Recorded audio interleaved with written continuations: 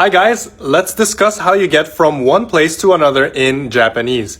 So we have three simple movement verbs in Japanese. We have iku or ikimasu, which is to go, kuru or kimasu, which is to come, and kaeru or kaerimasu, to go home.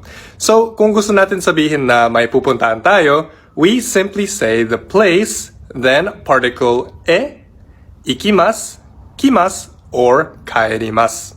So let's say na I am going to school or pupunta ako sa eskwela is gakko e ikimasu. I am coming to school or parating ako ng eskwela is gakko e kimasu. Si kaerimasu, ginagamit lang siya pag uuwi tayo. So we can say uchi e kaerimasu. Kayo naman, try making sentences using this pattern and leave your answers in the comment section over there.